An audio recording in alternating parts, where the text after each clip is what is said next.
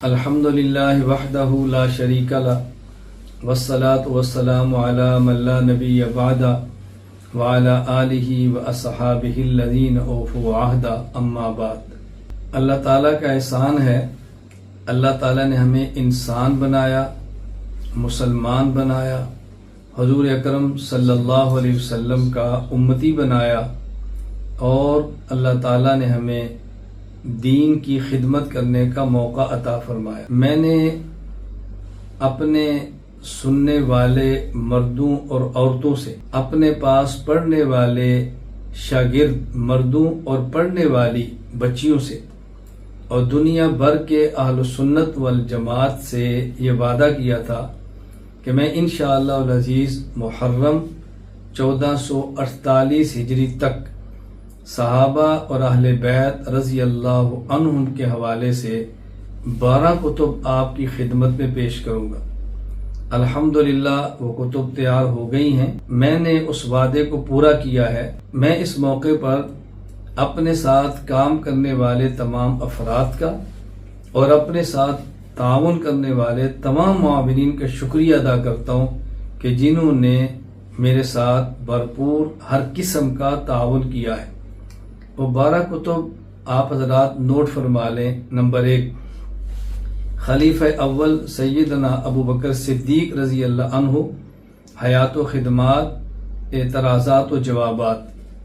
Number 2، خلیفہ دوم سیدنا عمر فاروق رضی اللہ عنہ، حیات و خدمات، اعتراضات و جوابات۔ نمبر 3، خلیفہ سوم سیدنا عثمان ذو النورین رضی اللہ تعالی عنہ، حیات و خدمات، اعتراضات و جوابات۔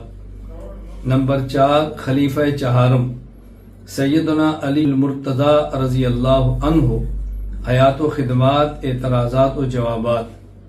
نمبر 5، سیدنا حسن بن علی رضی اللہ عنہ، حیات و خدمات، اعتراضات و جوابات۔ نمبر 6، سیدنا حسین بن علی رضی اللہ عنہ، حیات و خدمات، واقع کربلا، پس منظر، حقائق اور نتائج، اعتراضات و جوابات۔ نمبر 7، سیدنا معاویہ بن ابی سفیان رضی اللہ عنہ، حیات و خدمات، اعتراضات و جوابات۔ نمبر 8، امہات المؤمنین رضی اللہ تعالی عنہن، حیات و خدمات، اعتراضات و جوابات۔ نمبر 9، 10 عقائد و نظریات اہل بیت اور ازواج مطہرات، صحابہ اور ان کے مشاجرات رضی اللہ عنہ۔ نمبر 10، صحابہ اور اہل بیت رضی اللہ عنہم، فضائل و مناقب، اعتراضات و جوابات۔ نمبر 11، اولاد رسول صلی اللہ علیہ وسلم رضی اللہ عنہم، حیات و خدمات، اعتراضات و جوابات۔ نمبر 12، تذکرہ صحابہ و اہل بیت رضی اللہ عنہم، صحابہ اور اہل بیت رضی اللہ عنہم کے متعلق معلومات کا مستند مجموعہ، سوال اور جواب کی صورت میں۔ میں اس موقع پر اپنے سننے والے تمام حضرات خواتین سے نمبر 1 گزارش کروں گا کہ اس کی قبولیت کی دعا فرمائیں۔ نمبر 2، اس کے ہر گھر تک پہنچنے کی دعا کریں۔ نمبر 3، صحابہ اور اہل بیت کے مناقب عام کرنے اور صحابہ کرام اہل بیت پر اعتراضات کے جوابات کی جو کوشش کی گئی ہے، اللہ تعالیٰ اس کو کامیاب فرمائے۔